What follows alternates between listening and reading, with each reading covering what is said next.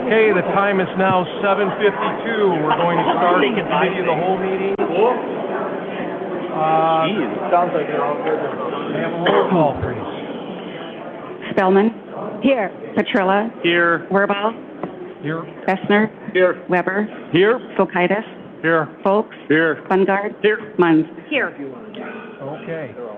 Next up is the agenda-related public comment. This comment period should be limited to comments related to items on the published agenda. So if you have anything on the agenda you would like to comment on, you may come up.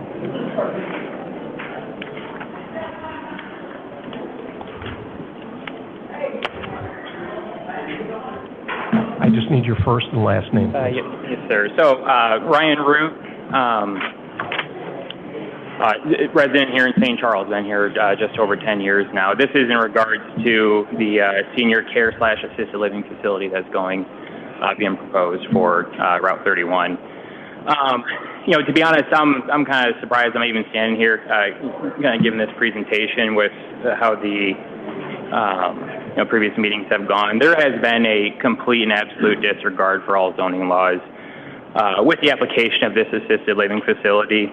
All the other residents in that area purchased their homes with the understanding and expectation of low-density housing laws governing where, how, and if they make changes to their property. That isn't the main only exception. That is Troy's project. All right. Now, Troy's project, it needs to be made clear, this is a business, period. The incentive is profit. Troy's mentor, and Dawn mentioned this earlier in the last public comment, Troy's mentor, a gentleman named Brett, I can't pronounce his last name, so I'm not going to try. He's a social media influencer out of Texas. He has a YouTube channel with 945 videos. He has just over 3,000 followers, mainly targeting the dollar potential surrounding these assisted living facilities. So I just kind of pulled this up real quick. I mean, this is the YouTube channel, 945 videos specifically, at least the last 6 months targeting it. I want to just read some of the titles and thumbnails to the videos that he's created, all right? So, 1, the number that runs a $1 million assisted living facility. 2, how we fill assisted living facilities in under 30 days. 3, laid off at 50, then built an assisted living empire. From IT career to assisted living developer, precisely what Troy's attempting here. From hospice to $40K a month, assisted living model. Turn a house into $500,000 a year. Why small assisted living homes kill your profit. And lastly, and there's many more, from no experience to breaking ground, how they built an assisted living mansion. So this is a social media influencer out of Texas that has a model that, quite honestly, kind of looks to me like a modern-day pyramid scheme. I think I heard the term Ponzi scheme. Just very fishy. Troy made his career in IT, retired out, wants to start this business venture, has kids that are registered nurse that plan to work on site. Ultimately, he wants to create a cash-flowing business that will defy all low-density housing laws for that area. Those same laws govern the rest of all the residents that currently own homes in that area. Folks have invested hundreds of thousands, if not millions, into their home under the pretense and expectation that they would be protected by the zoning laws and regulations assigned to that area. That's exactly what my wife and I did. We actually, coincidentally, we lived in a high-density home in Viewpoint right down the road here. We closed a few hours ago on that property, and I'd much rather be ordering a steak and a bottle of wine at this point, but here I am. All right. We since purchased a property that's basically directly adjacent to this development. Now, mind you, I want to make this clear. Troy has not invested a penny into the city of St. Charles. I find it interesting that right now, as we speak, there's a 2.95-acre lot off Ravine Street in East Dundee, which is directly around the corner from Troy's home on Council Hill Road in East Dundee. He's not building that neighborhood next to his neighbors or making a special use request over there. He's coming to St. Charles to do it. He could be remarkably close to his business and is choosing not to. So at the end of the day, and basically what I want to drive home, this business is wildly inappropriate for low-density housing. 16 full-time residents, 6 to 12 full-time employees is anything but low density. Parking lot lights, emergency vehicles, revolving doors, medical professionals is not what any low-density housing resident in St. Charles signed up for. The National Library of Medicine shows that there's 1.3 to 1.7 emergency vehicles visit per year per individual. So basically meaning we're going to have estimated 27 emergency vehicles in the next 12 months show up at that property. This compromises the integrity of the entire surrounding neighborhood, the charm of 31 heading into town. And lastly, this does a tremendous disservice to all the folks that invested in the area and followed the rules. It's a betrayal of their trust. And I want to leave you with this. There's the only former alderman that used to sit in the seats that you all are sitting in right now that now holds a seat on the Planning Commission voted no for this project, citing inadequate findings of fact and that it was far inappropriate for the lot. So I just ask, and now is this committee's opportunity to protect the citizens of St. Charles and the individuals that have invested their hard-earned dollars into this town. So thank you for your time. Thank you. Any other public comments? I just need your first and last name, please. Christina Yuga. I'm a resident of St. Charles, and I live nearby where the assisted living facility would be set up. Like the first speaker that spoke today, I really approached this from a humanistic standpoint. My father lived with me while he suffered with dementia. I know the amount of care that somebody who has memory care issues needs. I listened very carefully to the last sessions that have been held here, and I heard Troy and his mentor talk about how this is going to serve memory care residents who are not very mobile and residents who are not looking to leave, and that this will be for their forever home. I also heard him say that they would not be able to administer medicine to them, that they would need somebody to be there for that. I will tell you, somebody in the final stages of memory care needs somebody administering medicine constantly. They start pocketing their medicine, which means they forget how to swallow. Who will be here around the clock to help these people get the medicine and the care that they need?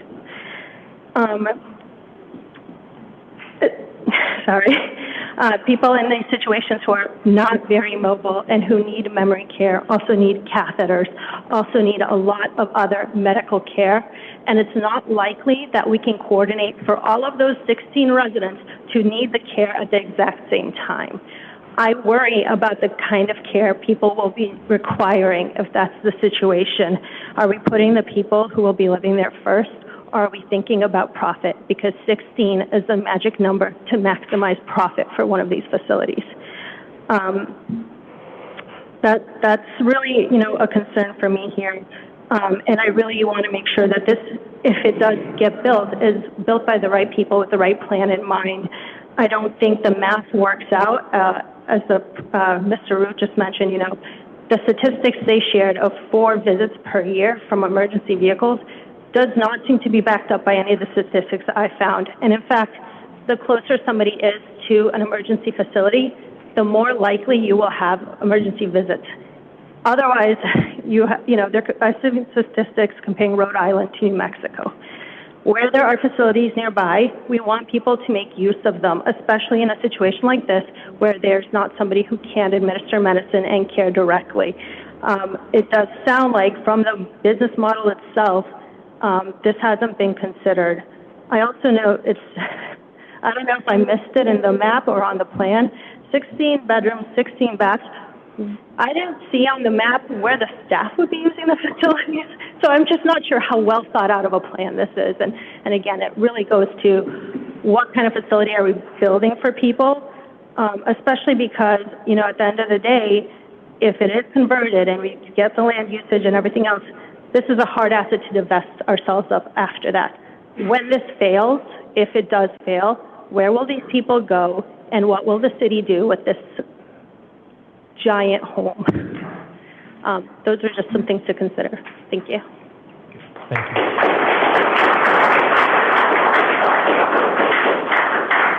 Any other public comment related to the agenda items?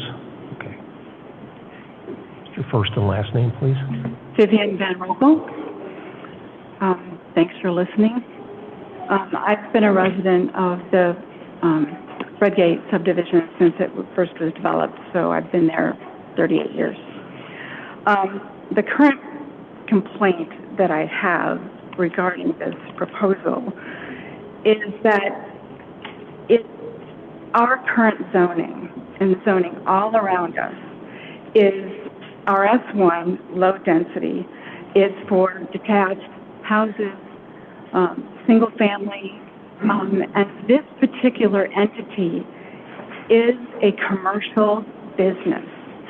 It is established with an absentee landlord, investor landlord, who is contracted through an LLC to manage it, with multiple people renting individual bedsit apartments, renting from month to month, 16 mostly unrelated people. And a commercial enterprise like this is not appropriate in that zoning.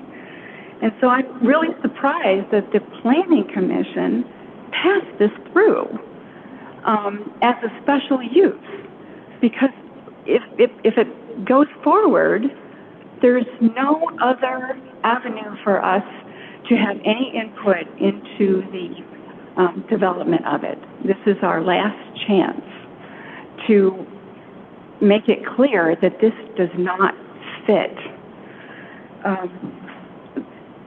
It doesn't meet the criteria for special use. And quite frankly, I think the special use is an end run. They couldn't, the owner of this property, at least from my research, I could be wrong, but at least from my research, is the same one who tried to develop the townhomes that in 2024 that failed. And so maybe because, you know, the zoning didn't work, the change in zoning request didn't fly, then they thought, oh, well, maybe special use will go, because that's, you know, less onerous. And so they changed the plan. Same owner, just different plan. So, number one, it doesn't meet special use because it doesn't serve the public convenience of this location. There's no guarantee that this site is going to be safe, convenient, or affordable for the demographic that they target. And if this venture fails, you can't readily convert that land back to its original state. It has insufficient infrastructure.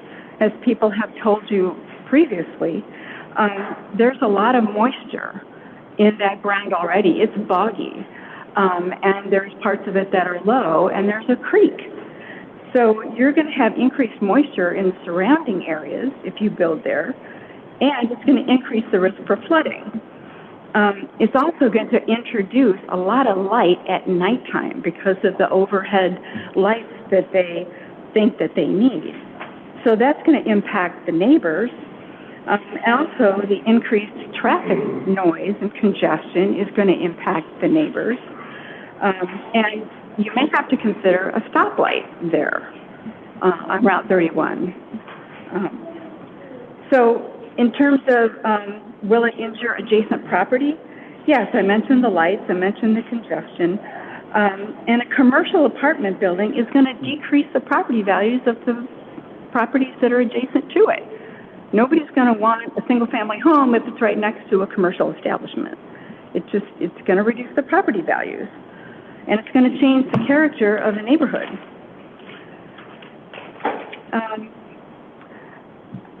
It's not compatible with the current zoning in the neighborhood. It's going to have a detrimental effect on safety because of the increased traffic. So if this venture goes through, it's going to completely change the whole neighborhood. So all of us in Redgate and Fieldcrest are very, very, very strongly opposed to this, and we don't agree at all with the decision of the Planning Commission. So thank you very much. Thank you.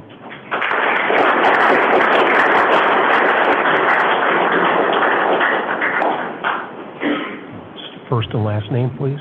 My name is Kelsey Stangaby. Good evening. Thanks for the opportunity to comment on this.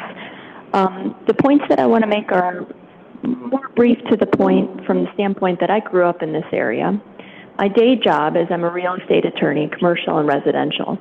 My comments are in opposition to the special use I think that this is categorically very confusing, that the Planning Commission allowed for the potential special use of this. I think it sets a very confusing and ultimately long-term problematic and precedent that allows for commercial use in single-family home areas. From a public policy standpoint, I also think it's very confusing that we have, in a low-density single-family home area, a commercial development that involves senior memory care so close to Route 31. I mean, I'm really questioning the concept of building setback lines and the fact that you have elderly, vulnerable communities so close to such a busy road. And ultimately, it's going to be very, very isolating. I think the pitch for this elderly care, we're in a really unique area of woods and nature, but the lot size and the actual buildability use of that lot is so small that you're going to have elderly members that aren't able to go outside safely, at least. I think it also, from a real estate standpoint, you have beautiful homes in that area where people have invested decade after decade into their single-family homes, into small farms, and you have this kind of unconscionable devaluation of a commercial enterprise right in front of their backyard in kind of a big box way. I've been so impressed with how this meeting has been conducted and the level of investment in St. Charles that if the committee were to approve this, I think it really would be devastating to the homeowners. I think it's a good use to have senior memory care. It's a good project, not in this area. So thanks for listening to my comment. Thank you.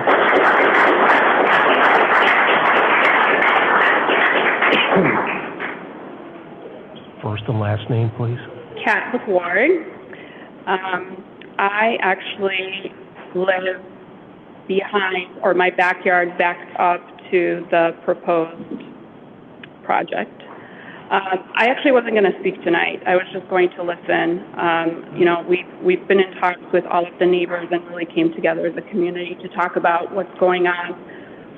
And it's been pretty concerning, even, over the last few weeks as we've kind of started gathering some more information and some more details into, we were curious, like, who is this developer? What's this really going to be? Like, what is the intent? Because we started out with this letter that Troy sent out to us saying, like, this is what we're going to propose to do, and how it's been his dream and all this stuff. And okay.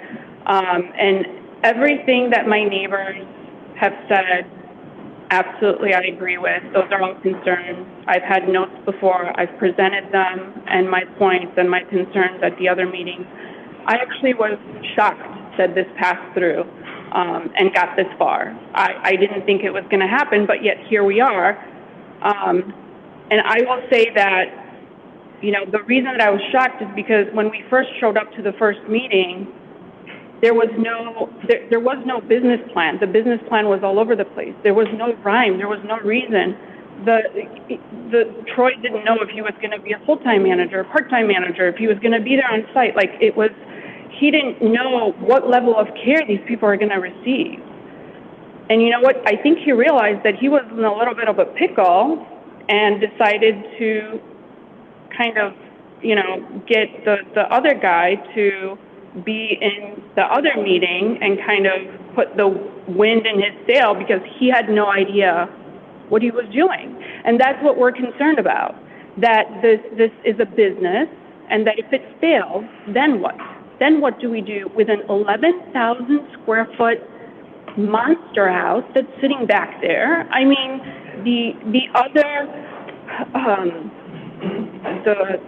at the other meeting, it came up that, can we change? Can we add dormers? Can we do this? What? 11,000 square feet. And on 2.5 acres, only 1.5 acres of this lot is buildable, I believe. We walk that lot all the time. I used to take my son back there all the time because there's a creek and deer. And I'm just going to end with this because I could talk about this forever, saying like, what is going on here? But right now, in the wintertime, it is so loud off of 31, but we don't really mind because we're inside. In the summertime, like right now, when we go out to have a fire in our backyard, a lot of that brush and those trees are buffering all of that noise because there's leaves on the trees, obviously, and all that brush. And this, when I saw the plans and how all of that is going to just be butchered and is going to be gone, and they're going to put in some, evergreen here and evergreen there, but I'm going to go out into my backyard as my neighbors, where now we have all of nature, okay? And we're going to be looking at a 15-space parking lot. So when Troy says this is not going to affect my property value, I'm a realtor. I can guarantee you this is going to affect somebody coming in and saying, I really love this property, but do I want to be looking at a 15-space parking lot? I know I don't. So thank you for listening. I appreciate you all, and have a good night. Thank you.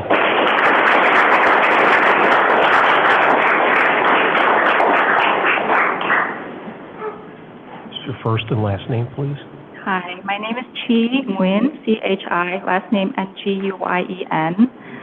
We live on 206 Abbeywood Drive in St. Charles, which is the Redgate subdivision, and I'm here to, once again, as with my neighbors, in opposition to this senior housing project. I feel like this is going to set such a terrible precedent. Because obviously I think they found a loophole and they don't want to go through with the rezoning process, which will take longer and more difficult to be successful. So they think that this will push it through, and in reality, it is a commercial enterprise in a low-density residential neighborhood, and it is inappropriate, and everyone here has shown up, and so please, protect the integrity of our neighborhood and listen to our neighbors and who will be living here for many years to come, whereas, this absentee landlord, it's just an investment, and it's like a get rich quick scheme or something, but it's just totally inappropriate. Thank you. Thank you.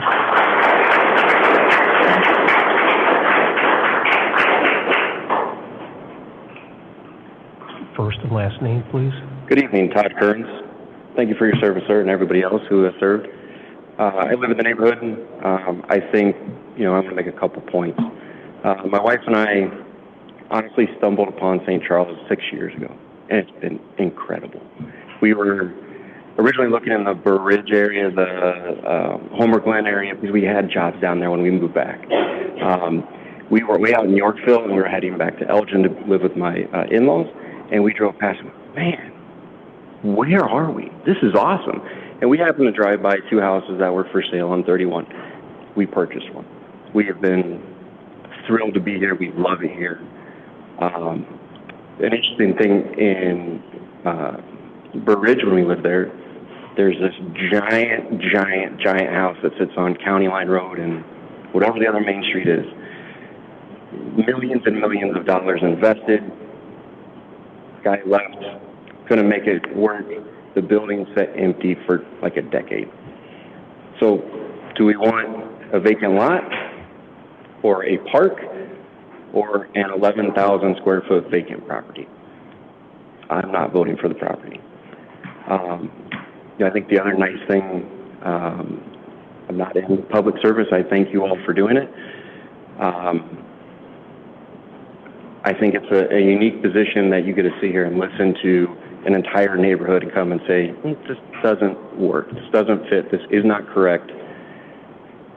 And you can listen to that, all of these people, not any one of us, but all of us saying, this doesn't work right. We've all had elderly people who have needed care. My mom changed my father's colostomy bag many, many times. She never once made fun of it.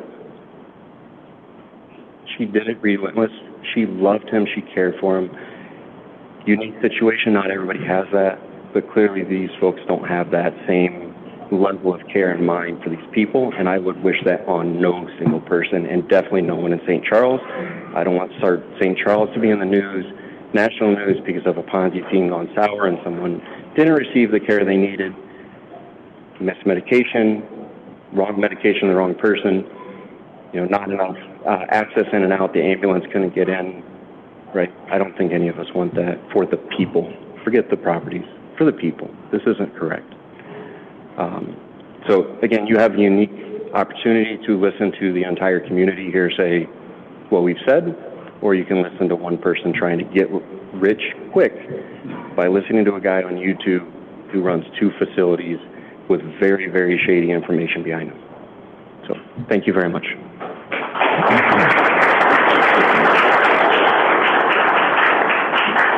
Any other public comments? No. Okay. Yep. Yes, sir. First and last name, please. Yeah, my first name is Nghi, last name is Huynh. I'm coming here. This is my 4th time. Third time about this property, and what I see that one family, they gain money, they make money, while all the people sitting here suffer. I don't think it's fair. Like whoever attend to this meeting for this matter, can you raise your hand? You see how many people they come here for this matter? It's just for one family, they own money, they gain money, and then other we live in here, we invest our time, our money, our children, spend time in here, and now it's like just someone, they come make money, and, all that people like suffer. Yeah, that's all I have to say. Thank you. Okay, thank you. Any other public comment?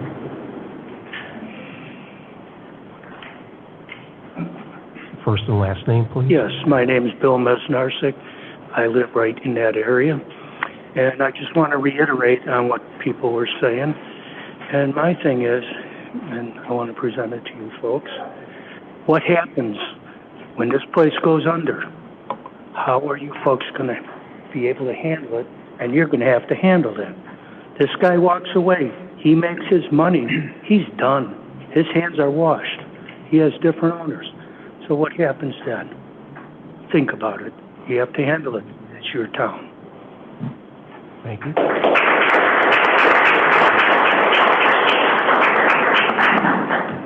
Any other public comment?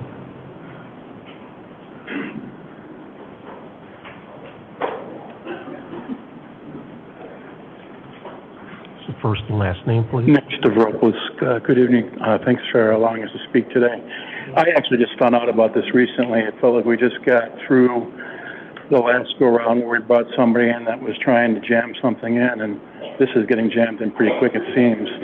So I didn't have a lot of time to actually spend understanding what's happening here because I haven't attended any of the previous meetings, but I am familiar with the concept, and it's not original to St. Charles.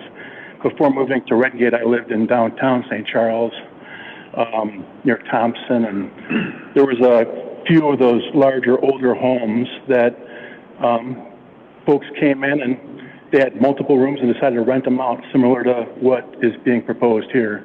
We're calling this a nursing care facility, but clearly it's not a nursing care facility. It's a halfway house that's driven by profit.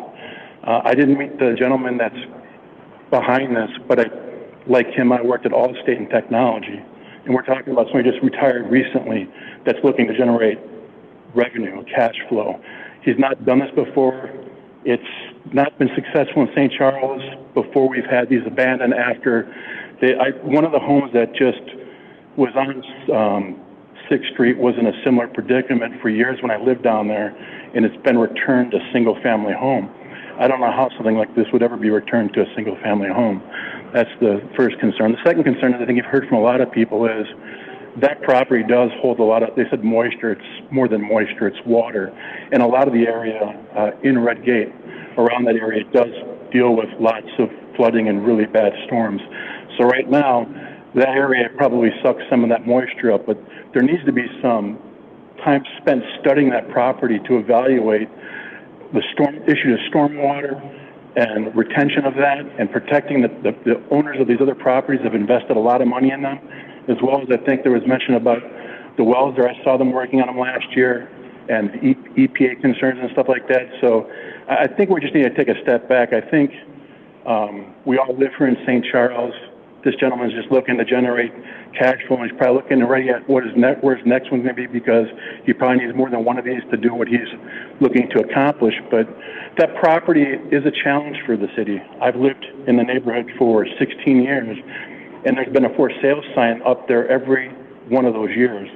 And so I know that the city is challenged with a property that is very difficult to develop, but there's other options that we should be considering to protect the neighborhood. There's families there. There's not a lot of parks in that particular area of Redgate. I always thought it'd be a great place to kind of build out and make more of a park. I know that some of you may not admire the deers as much as I do, but I have 9 to 10 deers in my backyard at times, and so there's a reason why people move into that area. So I think we just need to make sure that we are responsible about this and not just make a decision that solves a short-term problem with a property that's vacant, and make sure we consider the impact of the city and the neighbors. Thank you. Thank you.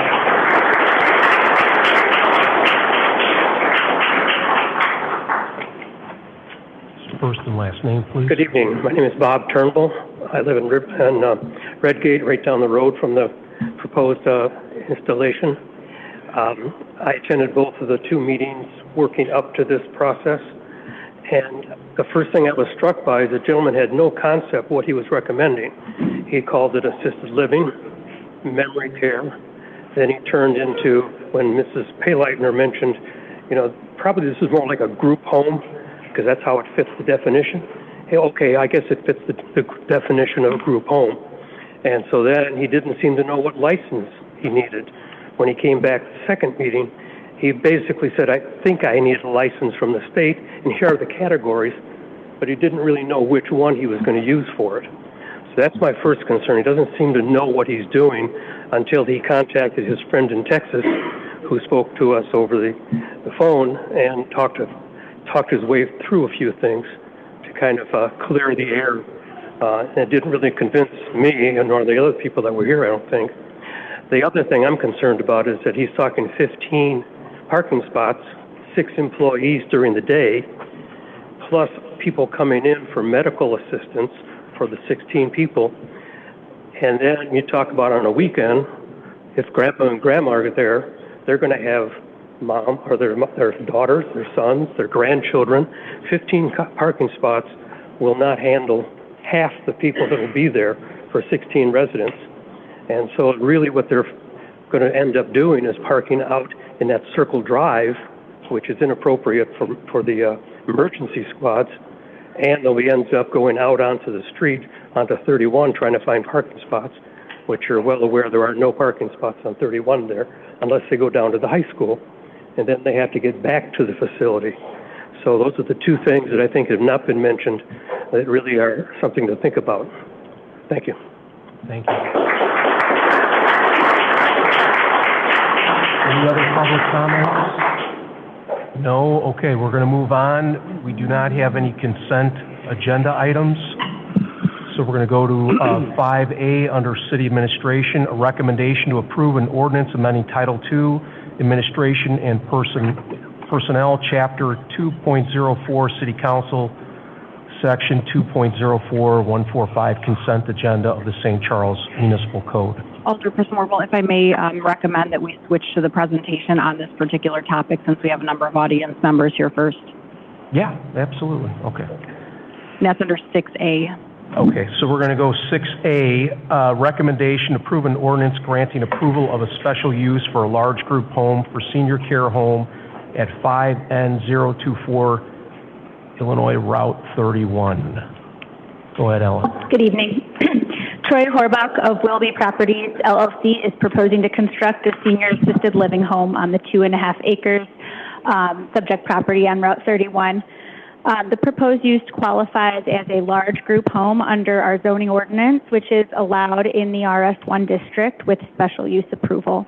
The use will operate under a shared housing establishment license from the state of Illinois, which allows operation of a non-medical residential home for up to 16 adults with assistance for activities of daily living. Site improvements are proposed. Access would be from Route 31. The home would be a single story, about 11,000 square feet. Parking lot at the north end of the site, stormwater at the west end, and then they would also be installing a bike path along the Route 31 frontage. Plan Commission held a public hearing on April 21st and continued the hearing to May 19th. And the Commission recommended approval subject to a few conditions aimed at limiting the impacts to surrounding property owners, including limiting the pole light height to 12 feet and incorporate motion-activated sensors for any site pole lighting. Also requiring a 30-foot landscape buffer along the north property line and the south property line, stretching from the rear of the homes to the front setback, and the buffer area would need to be planted to provide screening. And also a requirement that the use operate under a shared housing establishment license issued by the state. The vote from Plan Commission was 6-2. Commissioners voting no felt the use was not appropriate for the location. And just a note that if the project were to move forward, engineering plans, including stormwater report, would be required and would be reviewed by the city in connection with any building permit. Okay, thank you. Is the applicant here by Yes, chance? the applicant is here and he would like to say a few words if that's all right. Absolutely.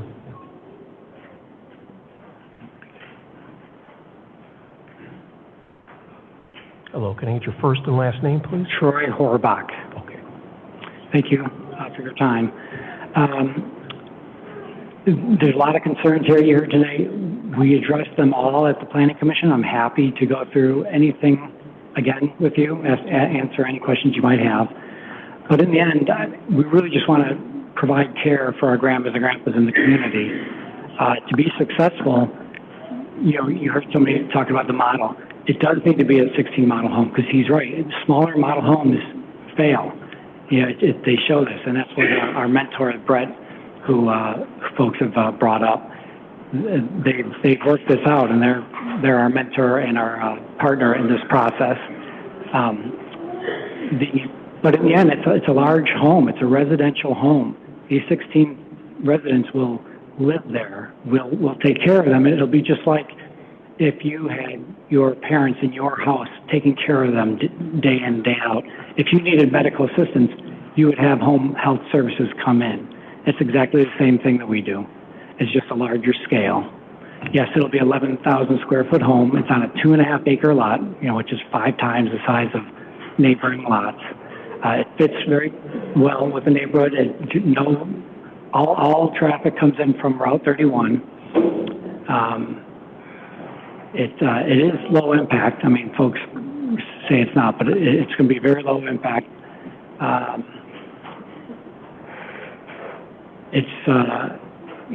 the end of the day, it's just providing care. And yes, it'd be a business, and we have to be successful to be able to provide the level of care that we want to provide.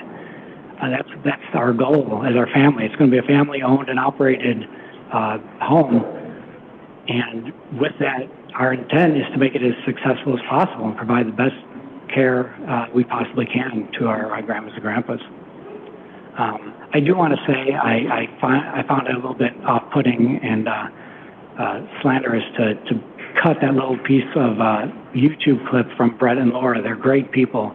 They have tons of videos, and that was maybe an off-color joke that they were making, but if you heard the whole thing, they care deeply for their residents and for their cause and what they're doing. Yes, they're making it a business of their own to help folks do this across the country to provide these services, because there's a shortage out there. The next 10 years, we're going to have a 55% increase in 80-plus age population, and 70% of those will need long-term care. And right now, there is a recent study in this area that St.Charles is a 300-bed shortage right now. So this would be a small dent in that, but we feel that there's a gap between the large box, the big facilities, and the small care homes. This is we feel it's a perfect blend of what they need and what we can provide in a home setting. It is residential. Illinois law calls it assisted living homes residential by nature, and it just sounds like there's a lot of negativity towards it. But I mean, there's civil acts, law, and federal and state that protect against discrimination against senior housing. So it sounds like that's what's going on here. But I'm here for any questions you might have about the home. Okay. Are you finished? Yes. Okay. So are there questions or comments up here? We'll start with Vicki. Go ahead. Thank you. Thank you. I do have a lot of questions, so I will ask them and you can answer, and we'll keep going if you don't mind. Star, you found it off-putting that video was disrespectful to elderly people, but it was. So it does draw some concern about the mentor. Could you explain what you mean by mentor also when you refer to the gentleman? Sure. So the arrangement is he's providing guidance and mentorship to help me through this whole process of finding land, which is what my focus is right now, and then doing marketing. And is he a business partner or is he just an advisor? He is a business partner, very very small amount. Is he investing in the facility? He will be, yes. Could you please explain where all of your financing is coming from for the facility? Majority of it is through an SBA loan. So the SBA, my bank and the SBA loan, they'll assess our business and model. They will do an assessment of the property that's going to be proposed to be built and the business, and they'll give us a loan if they deem it worthy. And do you have the loan yet? No. Do you know when would you apply for that? And when would you expect to hear? That's kind of along when we have bids. Okay. We can't even apply for the SBA loan until we have building bids, and we can't. And what percentage is the SBA versus your personal investment versus your partner? The SBA will loan up to 90%.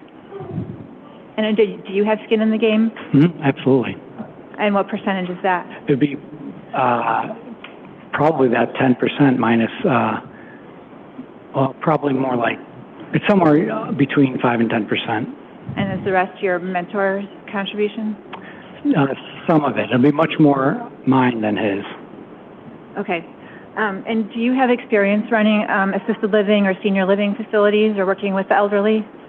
I don't, but they do. That's why I'm partnering with them, because they've done this and they have the blueprint to know how to do this. And I'm going to be hiring staff that will have plenty of experience as well. Okay. And how many facilities do they have? They have... Owned by them? They have 3 homes now. They have 2 more in process of being built. And they're working with many others across the country. My understanding is that their primary business model is to provide training classes and online videos about how to do this business versus actually being in the assisted living business. So my concern is that you are getting all of your expertise from them, and I don't know that they are really big in this business either. They are big in the online YouTube video education business. So are they coming up here and spending the first 6 months with you and training your staff? So it's not entirely true what you said there. They do own and run. Two homes, I believe? They have 3. Okay, 3. They have 2 more in plan. And that experience led them on to this, to grow. They only have a team that's so big, so they can't build more themselves. So they had a good business idea to reach out and see if they can help others out there. So it's not a Ponzi scheme. It's their business model, and it's a great one. And it's all meant to provide good. And the blueprint for the building, that came from them also, correct? Mm-hmm. That's the same blueprint that was used in their Texas facility, I believe, Georgetown. Did they make any changes at all for the St. Charles site? I have yet to work with an architect to finalize that. There will be Illinois-specific changes to it. Okay. Well, one of my comments is that it looks like it was designed perhaps for Texas, and that it would be nice if it was modified to fit into the northern Illinois community. Mm-hmm. I guess overall, I do agree that we need assisted living facilities in St. Charles. We need more homes and places for our seniors to be. I don't think this is the right use for this land. It is zoned for single-family homes, for low-density single-family homes, and I don't understand why we're considering changing that for a 2-acre lot. This lot is not a high priority for us to develop. I wish that you would look for commercially available land in St. Charles for your facility, and I would welcome your business development in our city. I'm not clear on why we would put it in that lot. What are you going to do about the creek? It's running through the middle. So it's funny. I've looked at other lots through this, commercial lots, and those towns tell me I have to get it rezoned to residential to then apply for a special use. Because it is residential by nature. But this is lot perfect. It's a business, a huge though. lot. It's a for-profit business, right? Yeah, of course. Yeah. If we want to be able to provide the care Right. without making a profit. Yes. So a commercial enterprise. Yeah. And what are the monthly fees going to be for the residents? We have to work this out. It's probably in the $8,000 to $9,000 range. We know. $9,000 a month. Yeah. Okay. Okay. I have a lot of concerns about where the expertise is coming from, given that this is our most vulnerable population, and the lot is not a big priority for city development, considering all of the concerns about the neighbors, considering where the water is going to go, considering that it'll be 90 feet away from at least one home, and dramatically changing the character of this semi-rural residential area. So I am not going to be in favor of that facility at that location. Any other comments, questions up here? Ron, go ahead. Could you please explain your comment about senior discrimination? I'm trying to figure out where that came from.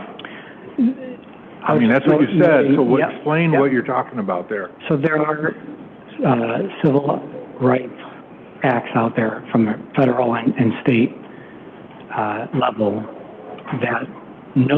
that call this as residential, and they're there to prohibit and to protect senior housing from being discriminated against in zoning cases. So I'll ask our city attorney, are you familiar with that?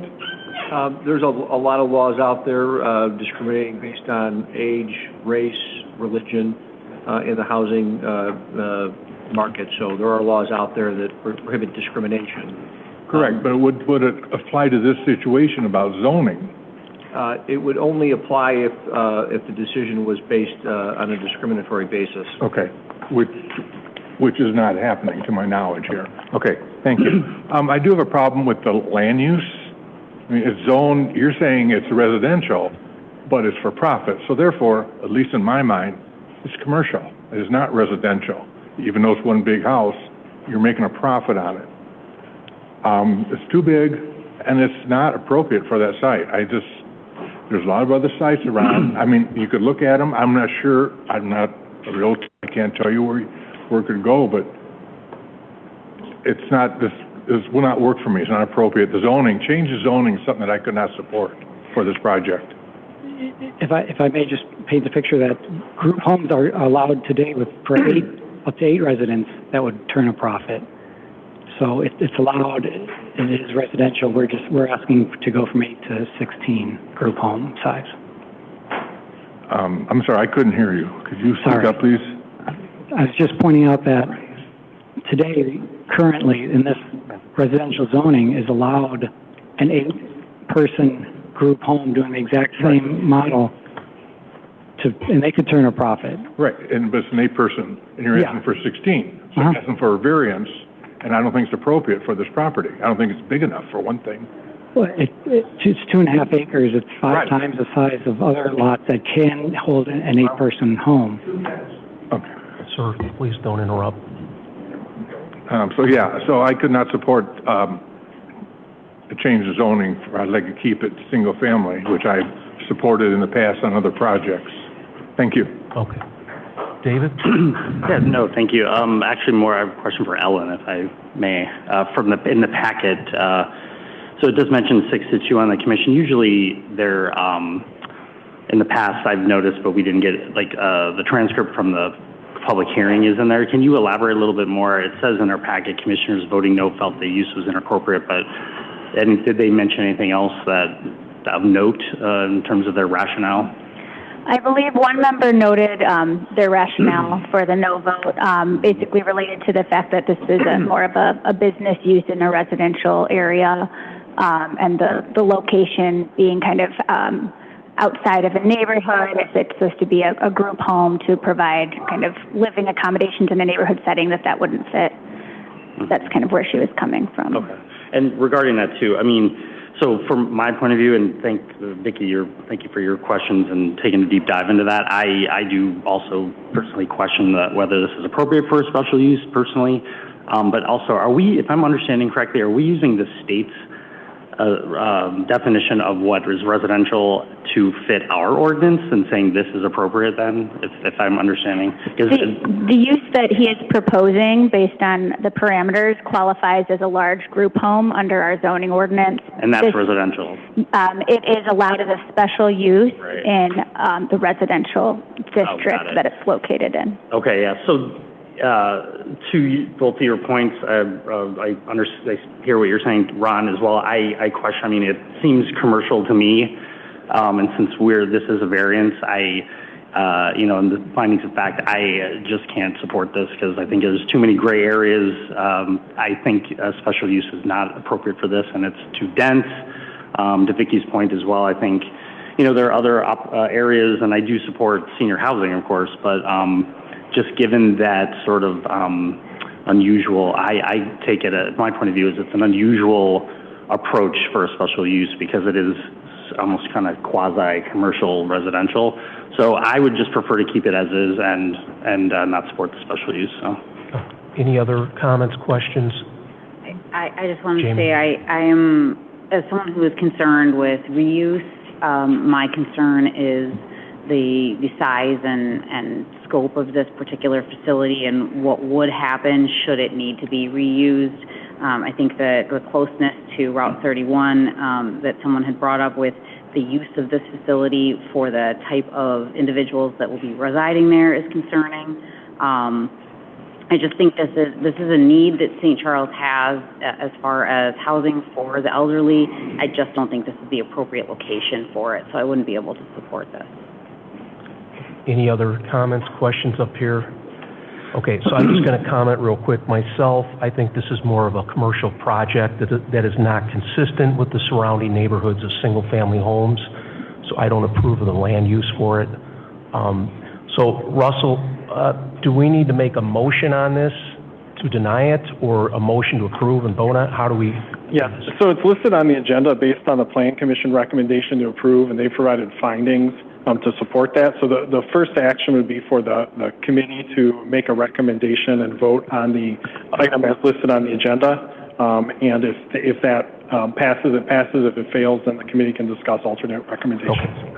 So would somebody like to make a motion, read it exactly as it is on the document for this? To approve it, you can vote no on it? If we don't make it, I mean, it dies if we don't. I think you need a motion. Motion to whatever. Motion to. You're going to read it. I'm not motioning for something. I'm voting Motion no. to recommendation to approve an ordinance granting approval of a special use in a large group home for senior care home at 5N024 Route 31. Okay, is there a second? We have to be able to vote no on it. So there's no second, so it doesn't pass. Therefore, it fails. But do you need this to be voted down, or city? So you need a motion which you made, and if that motion doesn't have a second, that motion fails. It's appropriate to then, because of the special use, both the state special use laws as well as your own ordinance, if a motion in the affirmative doesn't pass, to make a motion in the negative to deny the project. Okay. And then whether that passes or fails or gets a second, we can take the next step. So would somebody like to make a motion to deny the project? Chairman, sorry, do we need to discuss, because we have to qualify a finding of fact, correct? Russ. Or findings of fact? Yeah, so there's a list of the findings of fact for special use that the Plan Commission reviewed, and those include public convenience, sufficient infrastructure, effect on nearby property, effect on development of surrounding property, effect on general welfare in conformance with codes. So in making a recommendation for denial, you should cite one or more of those items as the basis I'll motion to deny based on, I'll add 2 and we can amend if necessary. You need to know specifically what they are? If you could identify to read them out. Which of the items were cited. I know a number of the comments related to effect on nearby property. I would say effect on nearby property, general welfare, and I mean, they're asking for a variance, so it's not conforming with it doesn't conform with our codes if we. Well, it's Mr. Chairman, point of order. Mr. Chairman, point of order.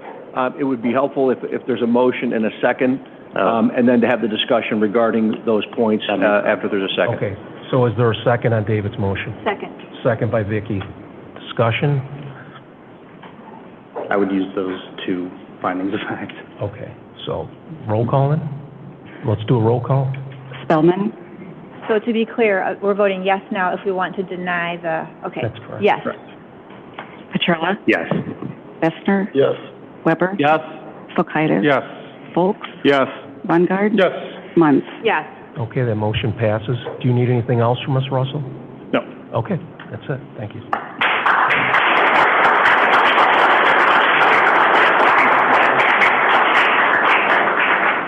Okay, so we're going to go back to 5A, a recommendation to approve an ordinance amending Title II Administration and Personnel, Chapter 2.04, City Council, Section 2.04145, consent agenda of the St. Charles Municipal Code. Go ahead.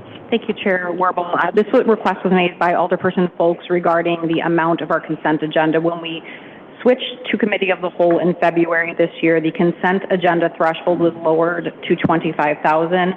After a number of meetings, Alderperson Folks brought up to me that we were getting a little bit bogged down in some of those items that had already been budgeted, but we were still presenting and essentially just reading through the titles of the motions and then voting to approve. So he requested to add this item back to the agenda for discussion before the committee to raise the threshold for that committee, for the consent agenda back to $100,000, but that would require that item is already budgeted in the approved budget for this fiscal year. So I would open it up for discussion and direction from City Council and turn it over to Alderperson Folks first.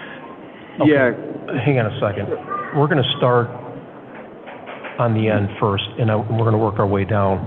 So, okay. Ron, you can go first. Thank you. So, my question is, why are we doing this? What's the point? It was raised by Alderperson Folks, and he'd asked to add it back to the agenda just to save time from items that were already discussed at length during our budget process. Okay, but I guess I'll ask the person who wants this, why? Looking at it now, we go through every year and we pass the budget. So by passing the budget, those items are on there. Those items have technically been passed. Looking at some of these now, we could pull them off. Anytime you want to discuss any of those under 100,000 or under, you could pull and discuss. Thought this would be better use of our time to discuss more prudent things if we put it back to 100,000. And if somebody's not comfortable with that dollar amount, they could easily pull that item at any time off the consent agenda item. So that was my reasoning as to why. Thank you. I appreciate the answer. Okay, so I disagree with this. I don't think it's the right way to do it. I think the public we shouldn't have to ask the public to take something off an agenda. We should offer them the opportunity that they can listen, and if they don't want to make comments, that's fine. I don't believe it takes a lot of time to go through these items. I don't think it's going to save a lot of time. One of the things is transparency. Our goal is always be transparent. In my opinion, when we start raising to $100,000, that's a lot of money just to say, well, we're just going to spend it without any possible input from the residents or staff or anybody. If I could make just a quick clarification, those items would still appear on the agenda with the detail. They would just be voted on in that bulk format. And I think the first time we did it, it doesn't prevent City Council from, in the block of consent agenda, of asking any questions that they have on any of those items, even keeping it on there. So there's still those mechanisms in place for transparency from a perspective of producing the items and getting that vote on. It's just not discussed. And I brought this up before. I just think that there's no need for this. I think 100,000, I'd go to 50,000. I have no problem with that. When you start hitting 100,000, that means I think we need more public input or the opportunity for the residents to engage us. If you put it on the agenda, people say, well, it's already going to pass on the consent. Why bother? I just don't think this is the way we should be doing this. and I won't support this, but as a compromise, I'd go to 50,000, but no more. Thank you. Okay, Mark? Yeah, and my reason for bringing it up was just kind of stated, you know, we passed the budget, those items are there. Everything is still clear for people to see, for people to look at. We look at the time we spend, and there could be more effective ways to be spending our time. If somebody, any council person, anytime wants to pull that consent agenda item, they can pull it and have that conversation about it. So that was the reason why I brought up. I thought it would be better use of our time. Okay. Ryan? Yeah, to me it seems like double jeopardy. So we already passed the budget. All of these items are already budgeted, so they're on the consent agenda. To feel like we have to vote on them a second time, well, you already voted for it when you approved the budget originally. So the idea that now we have to pull it off because we have to take a second chance for transparency, you're losing me a little bit. If you want to have all of them on there to approve every dime, then I'll go back to the original budget. Then what were you approving originally, you know, a month and a half ago? Because that's what you just approved in here. I was one of the people who originally was not for putting any of this stuff on the consent agenda, but since we went through that whole process and we passed the budget, and if we're talking about budgeted items being on here, to me it just feels like a process step that for 6 people that approved the budget, you got what you voted for, so this is what's in the budget. It would be different if the 4 people who voted no were asked me to pull it off because we want to go through them. Mm-hmm. We're acknowledging what passed. So for me, this is a bit of a process thing. And again, you're free to pull anything off the budget or pull anything off the consent agenda whenever you want. So it's a little confusing as to what we're trying to accomplish here. So that's why I'm okay with it now. Okay. Jamie? Thank you.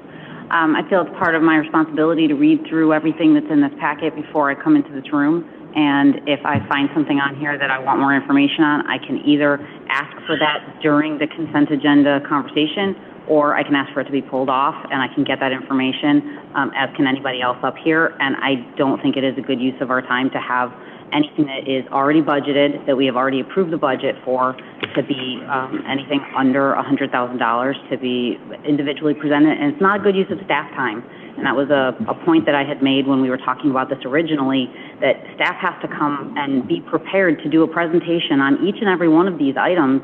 And that's time that they're not spending doing other work that we expect to be done for the city. I just don't think it's a good use of taxpayer dollars. And so I was in support of this from the very beginning, and I'm in support of it now. Okay. Vicki? Heather, it says in the proposed resolution that we're putting it back to where it was before. How long was it like that before? So it was never an officially documented policy, so I can't say exactly how long it's existed. I think some of the directors that have been here for 15 plus years have said it's been that way. It was just never officially documented. So all of us who have been here, you know, more than a couple of years, as many as 15 years, this is how it was all this time. And this was something that was on the consent agenda all this time, and we were fine with it. I trust staff, and it's staff's job to make these recommendations to us, and we're supposed to be putting our brain power on strategy and bigger problems, and their role is to help us, advise us on small budget items. And I know this is what's the definition of small, but for, over a decade, we were okay with this definition of small. And, if we want more transparency, we want people to be awake and able to come to meetings and participate. And these meetings are going into the late hours in part because we have such long agenda items analyzing all the minutia of the budget when, and we're going to lose people when we could be talking about substantive things earlier in the evening. So I'm strongly in favor of this. Okay. Thank you. David? I have to bounce back a little bit, Vicki. It wasn't exactly the same. You recall we had 3 separate committees at one time and not one large committee of the whole, which I did not support. So it wasn't exactly the same. David's got the floor. Sorry. It's all right. So I'm fine with, we have the committee of the whole.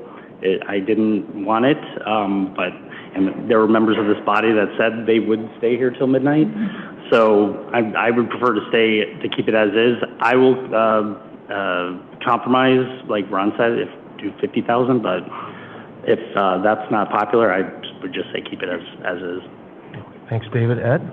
Yeah, originally my thought was 50 grand to be the limit, so I'll support this at the $100,000 level. I guess I just want to make 2 points. One, I've been around here for 19 years, and it's always been 25 grand. I don't think I've ever recalled any time, and maybe in the early years, maybe the first year or two, maybe it's cloudy going back that far, but it's always been 25 grand.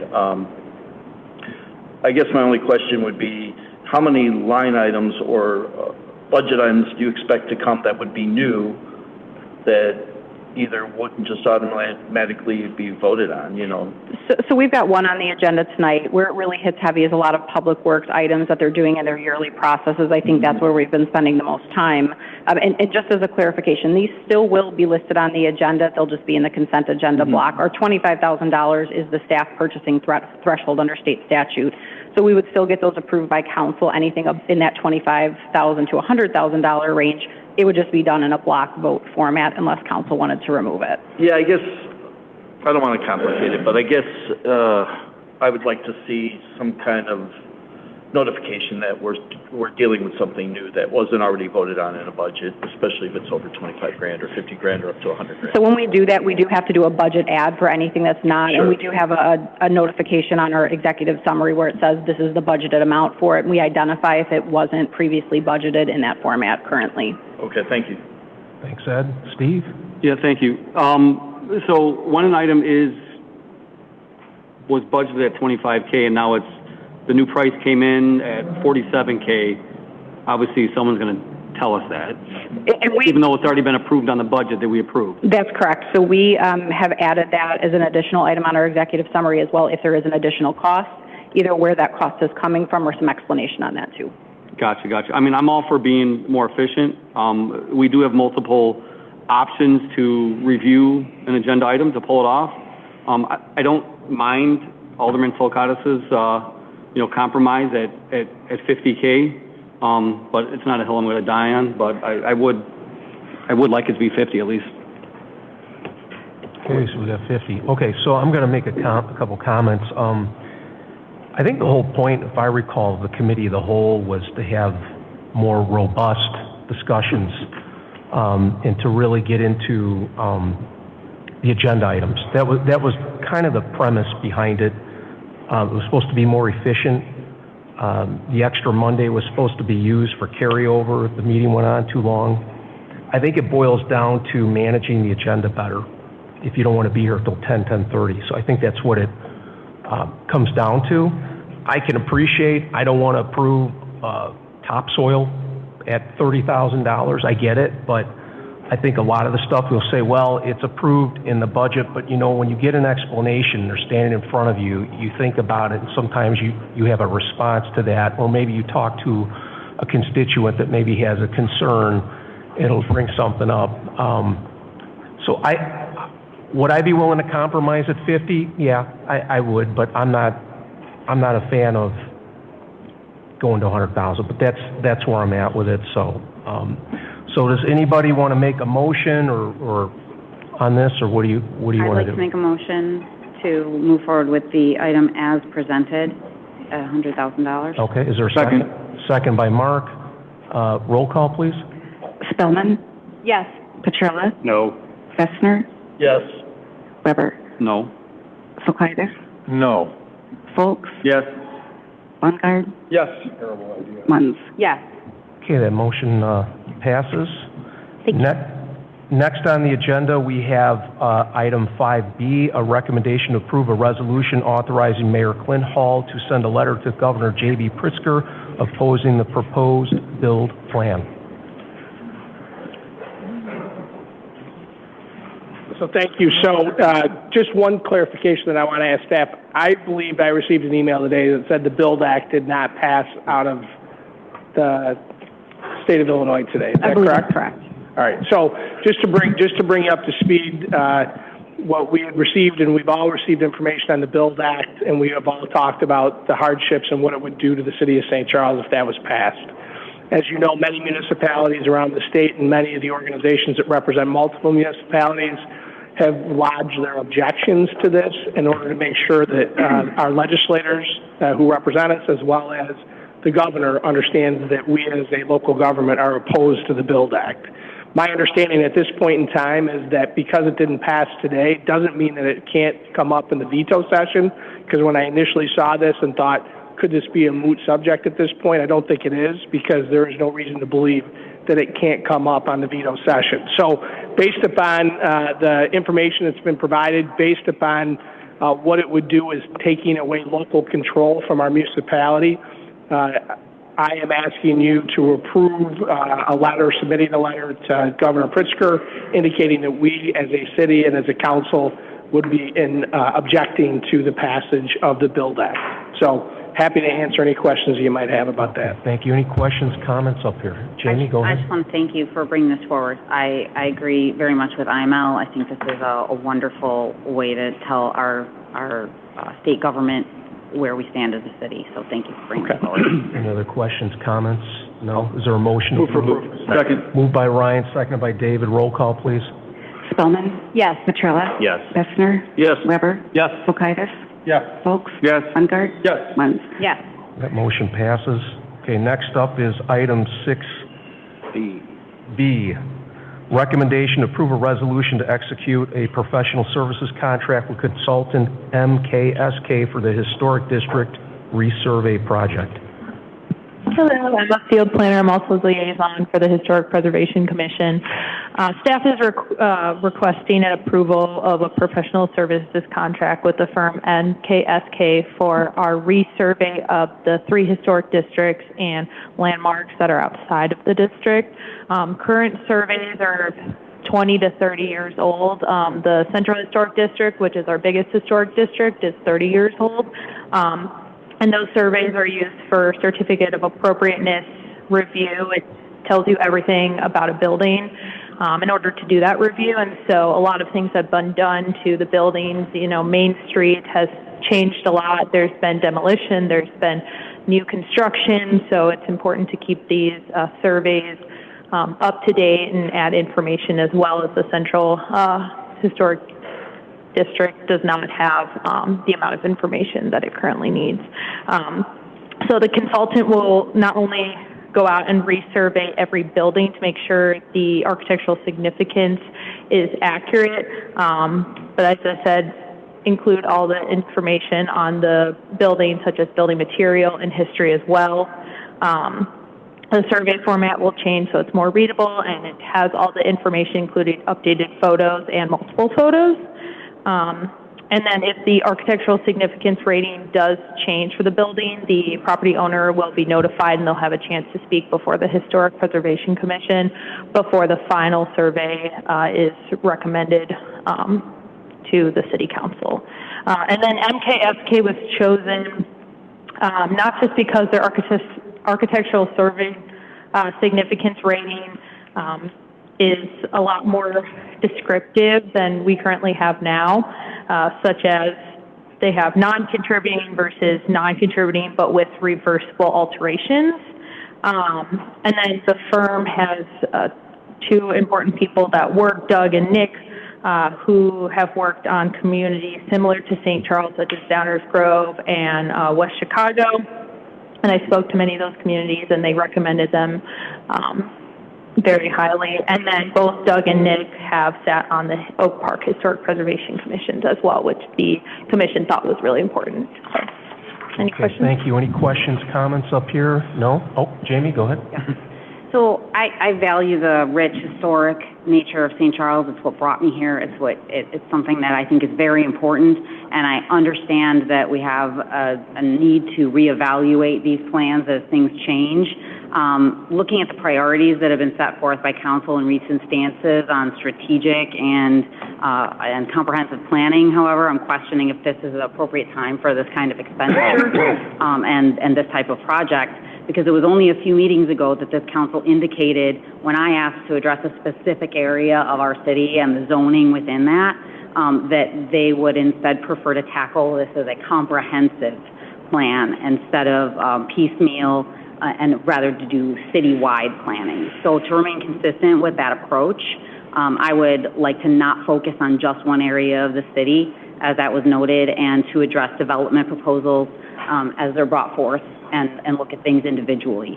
I understand and appreciate, as you said, Ms. Field, that we are updating this due to changes, but we have the same needs in the 2nd Ward and the 1st Ward in our Eastern Corridor, where lots of things have changed and we need updated zoning, and I'm working on the comprehensive and strategic plans of a previous administration that I have never had input on. I'm supposed to be up here doing the strategic visioning for the city, and I've never had the opportunity to do that. So I think that if we are going into my 4th year operating under someone else's plans, we should be doing that for the entire city and not just one section of the city.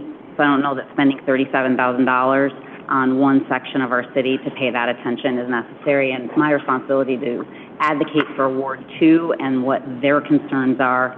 And if I'm not able to strategically plan for that section of the city, I don't think I should be allocating that money for another section of. Thank you. Any other questions, comments? Ron, go ahead. I'm just trying to, all this survey is going to do is do the historical district. It's not gonna do we have historical districts in other wards.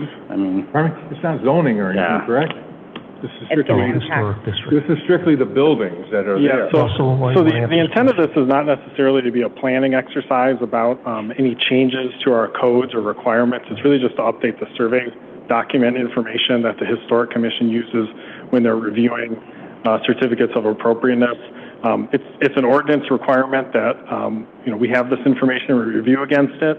And we think it's appropriate to update it, so they're using updated information. But the intent would not be to do any type of planning outside of just updating the documentation that's used.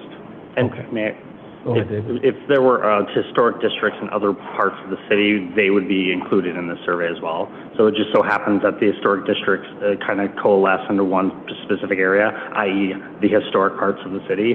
Okay, that makes sense to me. So. Okay. Any other questions? Ryan, go ahead.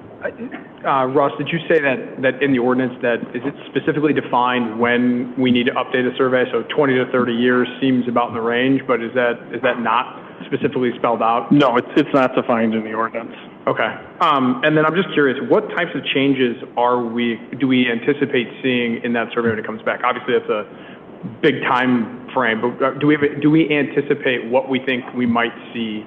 Yeah, there's been a lot of physical changes to buildings, particularly the commercial buildings in downtown. A lot of them have been renovated. A lot of them have had old materials around their facade removed, and they were restored to a more current style that's appropriate to the age of the building.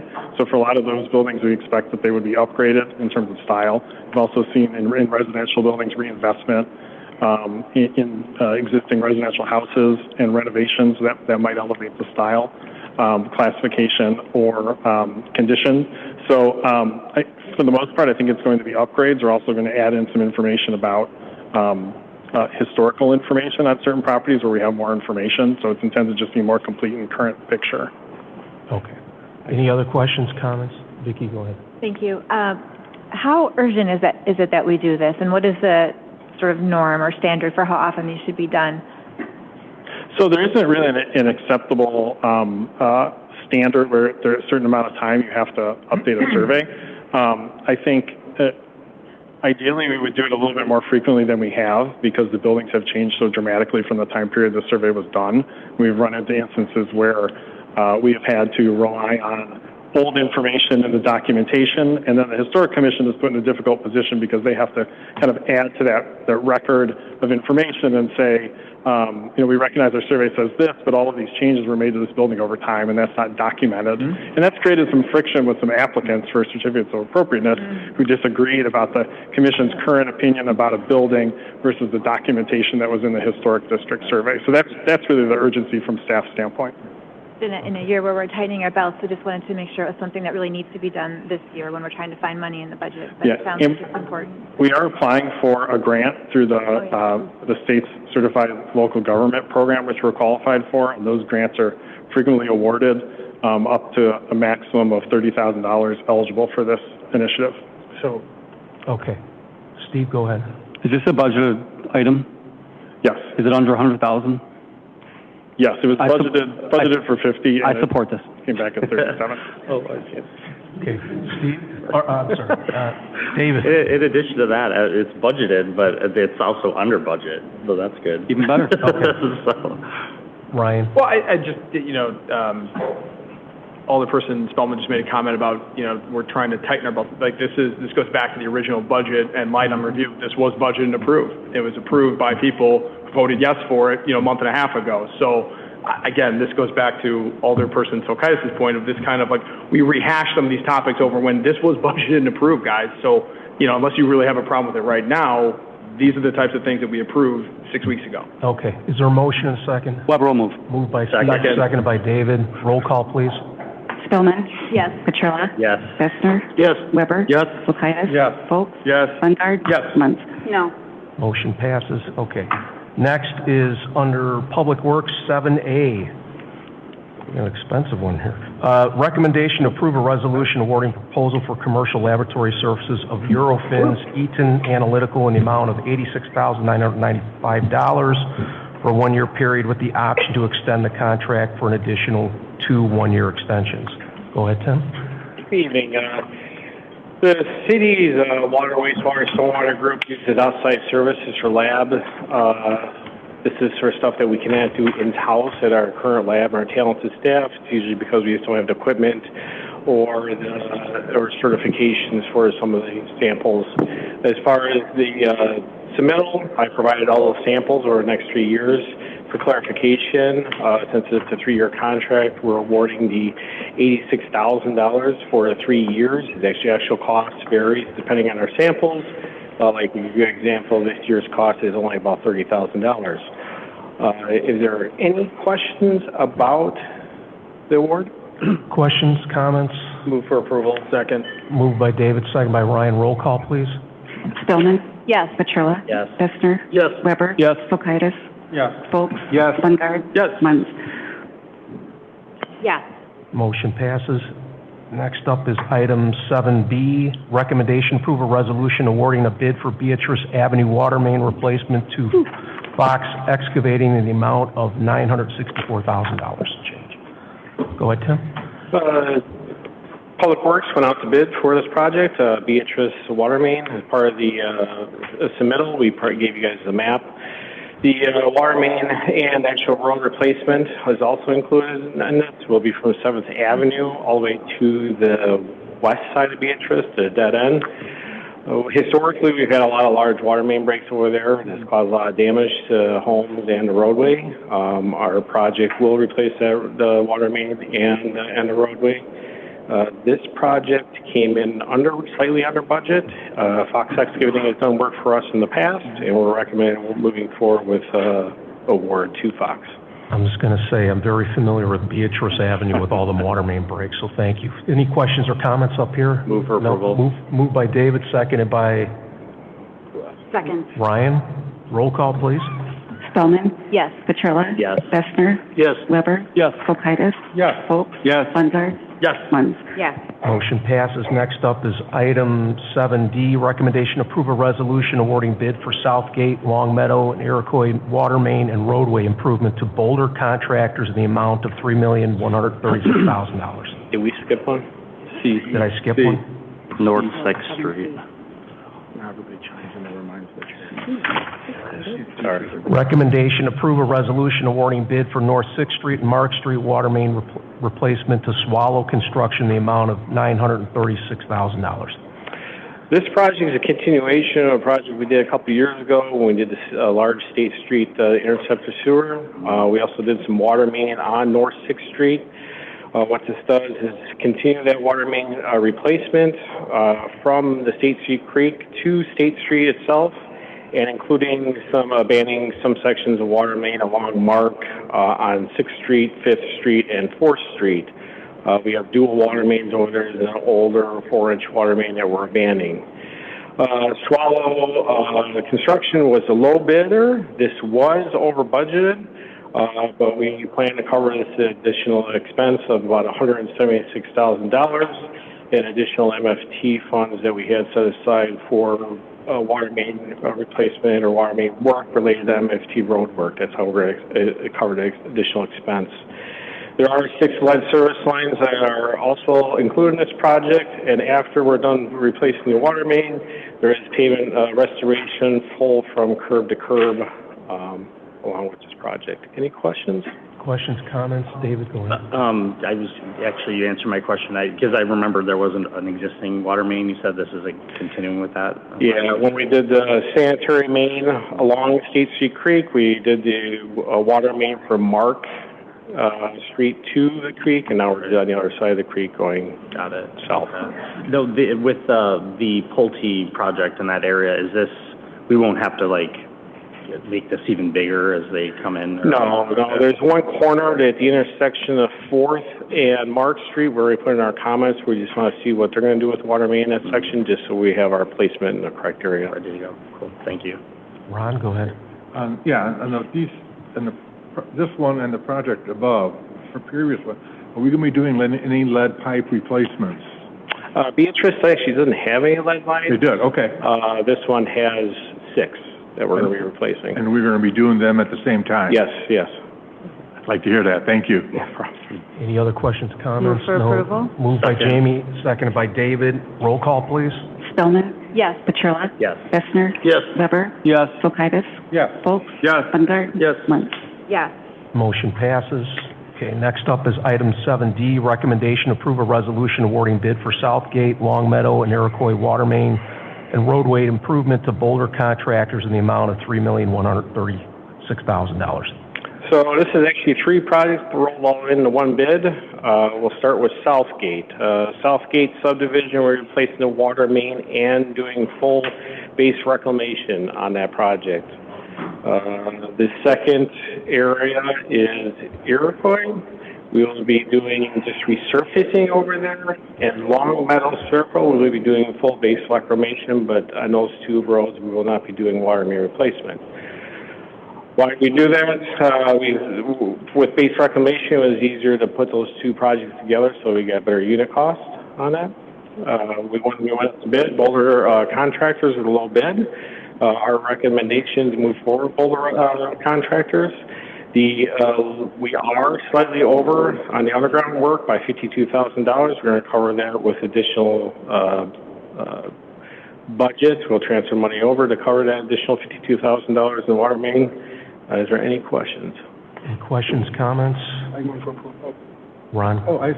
And again, this lead pipes will be done. There's no lead pipes over in this area. If you do these, can you put that in there, comments about other lead pipes or how many or something? Okay, thank you. Yep. Moved by Ryan. Second. Seconded by Jamie. Roll call, please.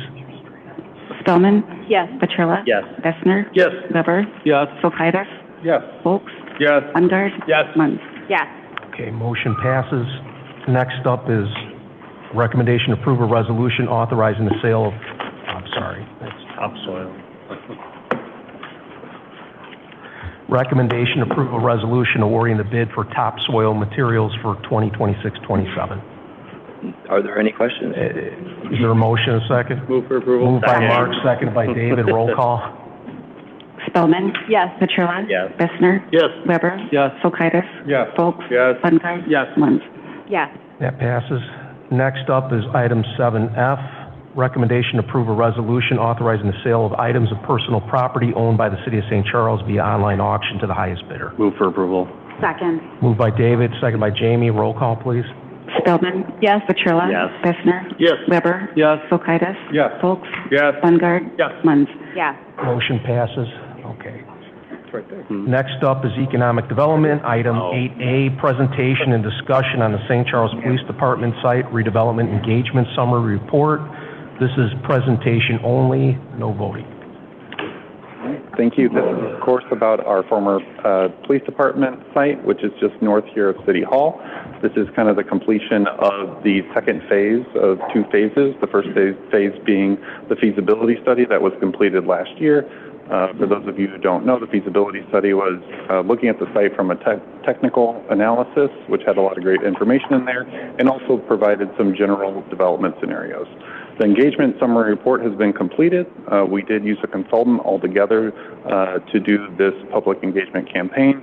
Generally speaking, the goal was to facilitate community input on the future of the former police department site and prioritize the development scenarios that came out of the feasibility study. The scope of the work included 2 community surveys and 2 in-person workshops. I will say the exact data is within the summary itself, but we had really great participation from our residents, as we typically do. Both the surveys received about 750 results, and then we did have very good turnouts for both of the in-person workshops that were held. The summary itself looks like this. I encourage everyone to take a look at it and read it fully if you haven't done so already. It takes you about an hour to read, and it is fairly condensed and tried to put in terms that are very simple to interpret, but I will say that it does have a lot in there for us to contemplate. And that being said, my goal for today is really just to present the findings and start the discussion. This report was just completed last week. This, of course, has been a big site for us over the last couple of years. I think this is something that we really need to think about moving forward. So for tonight, not really seeking any formal input or formal direction, but if there are questions or if there are kind of initial takes, I'm happy to hear those. That could be beneficial for our next meeting when I bring this forward, which could be 2 weeks or a month from now or so.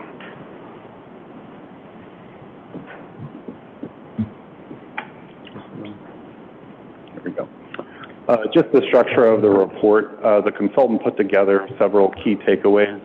They had 9 of them that are listed here. More or less, I'm going to be going through these 9 takeaways and providing some input on them. To start out, kind of the big question here is what would the community like to see? And there was an overwhelming response for essentially public ownership, so consistent support for keeping the site public, community serving, and accessible. This most closely aligned with the feasibility study development scenario of programmed open space, which I have put that layout over here on the right-hand side. I do have a couple of the items from the feasibility study incorporated into this presentation. This is somewhat of a vague layout. This is just kind of giving people an idea of what programmed open space would look like. But overwhelmingly, people wanted to see this remain in public hands. They wanted to see this be an amenity that was for the residents and not turned over to private ownership for just a handful of people to utilize. Within that open space with purpose, there was also a lot of feedback indicating that they wanted a lot of thought put into what that open space looked like. So a lot of discussion about those amenities, gathering spaces, or flexible programming. So just to give an example, there was a lot of discussion about farmers market. So we did want to discuss, or people did want to say, we just don't want to design the space and then figure out how to put a farmers market in it. They wanted to say, hey, let's put a farmers market in here. How do we design it to be the most appropriate way? So that was just one example of open space with a purpose. A distinct sense of place. Participants wanted the site to feel distinct from other nearby parks. So, of course, here in St. Charles, we have a lot of great parks. Just to the north, Potawatomi, to the south, St. Mary, and then Lincoln Park and Baker Memorial Park. Wanted something different. Those parks already have a lot of amenities in them, and we didn't want to duplicate those. So having something that has a little bit of a distinct feel to it. Still kind of keeping this big picture, some of the key takeaways that we're going to have to contemplate. Of course, parking still matters is what they had as one of the key takeaways. A lot of the participants indicated that there need to be a lot of thought put into what we do with the parking that is out there on the site. So again, from the feasibility study on the right-hand side, I do have the parking layout. The blue area, that would be an area that we're not really considering to remove parking at this time, but you do see that red area or maroon area potentially impacted. And then I have a photo on the left-hand side there of that parking lot. There are 46 spaces in there. And that is something that we're going to have to determine, is that something that we want to keep as parking? Do we want to shrink it, or do we want to get rid of it altogether to make it more of an open space? I think our participants from this engagement summary, they were somewhat conflicted. There wasn't a clear answer here. This was just one of the exercises that were used. So on the right-hand side here, this was basically where participants could put a dot on a line. If you put it higher, that meant that you wanted more parking on the site, and if you wanted it to reduce it, you would put a dot lower on this line. Most of the dots are right there in the middle. So I think there is an appreciation that is parking that is utilized today. However, of course, you remove that parking, or you keep that parking, that significantly reduces the amount of space for some type of public amenity. So that is something that we're either going to have to make a determination on or get really creative. Mixed reviews on building reuse. So first I just want to kind of describe what this means. So this came out of the feasibility study again on the right-hand side. That area of the existing structure that is highlighted in the maroon color, it was contemplated about keeping that building itself. There are a number of reasons for this. That's the newer part of the building, which is 1970s, 1980s. It is essentially it's functional space with investment. If we were to go back in there would have to be some investment that go in there. It's not turnkey by any means, but it is single level. It's a little bit newer. It has mostly an open space inside, so that can be reused. It also protects the site from the floodplain of the river. And there is also a well. If we remember, there's a well right in the middle of that, and that's not going anywhere. So that is what we were contemplating as far as keeping that part of the building. For the most part, I think that our community is open to keeping that, but they want to know what it's going to be. They're not saying keep it just to keep it. If it is turned into something that is creative, like community classrooms or an art gallery, a visitor center, a museum got brought up, or a restaurant, they could potentially get on board with that. They just need to know exactly what that means. Okay. Another key takeaway that came out during the public engagement portion was year-round functionality. So this one is somewhat of an interesting idea to me. Something that came out was doing something not like an ice skating rink, but an ice skating ribbon. This would be something where you can kind of see in the photos there, you kind of just go in a big circle. So you could rent ice skates and then you could go in a big circle. What I kind of like about this is just from an economic development standpoint, in the winter months, that's when we have the least amount of activity in our downtown. We know that from Placer data. This would potentially be something that would draw people into our downtown when we typically don't have any. We already kind of have a lot of activities here for the summer months. That doesn't necessarily mean that our community was all set, let's do this. They definitely want something that focuses mostly on the summer, but if it has something that also can be accommodated in the winter, that would be seen as a positive. And just so you know, these skate ribbons, doing a little bit of research, these are things that can be converted into like sidewalks or some other use in the summertime. I'm also going to go through some of the potential amenities that were discussed and how they ranked on the site. But first, I do want to just discuss a little bit about the size of this site. You have the map here of our downtown. On the right-hand side, you have the site we're discussing, the former PD site. And then down in the bottom left-hand corner, I have Lincoln Park. They're essentially the same size. It's kind of hard to know how big this site is looking at it because the buildings are of course in the way, but that is essentially pretty close to what the size of the site is, Lincoln Park. I also bring that up because we've got a lot of great ideas going through the public engagement, a lot of people saying you should do this, you should do this, all great ideas, but this is a relatively small site. This is under 2 acres. We can't do all of them. So this is going to come down to prioritizing. What do we care the most about? And we had a lot of things thrown out there. No one said, oh, that's a horrible idea, don't do that, but we're not going to fit everything, so we're really going to have to think how to do that. Furthermore, I wanted to show if we do keep that parking lot and we do keep the building there, you can see in this map it actually does take up quite a bit of the space there. So if you're thinking of, I want to do a band shell and the small shops, where do you put it exactly? So if we do decide to keep both of those features, it does limit some of the things that we can do. All right, going into some of the amenities here. So I should back up and say that we did surveys, we did the workshops. For the most part, these were in sync. It's not like the in-person workshops came up with very different results than what was the survey. There was some variation in there, but largely the things that were on the top end of the priority and the things on the lower end of the priority were in the same categories. So with the graph that we have up here, which was part of the survey, so number one, the question was, you know, give a number one to your top priority. So the bars that are actually shorter, that means they were closer to number one. So those are the ones that are more favorable. The ones on the left-hand side, the top priorities. The number one priority was public restrooms. So that's, I guess, somewhat surprising, but if you talk to the park district, that's not. That's one of the things that they frequently get asked about adding to parks. Also been discussed here about keeping the existing facility, which has bathrooms in it already that I'm sure would have to be upgraded.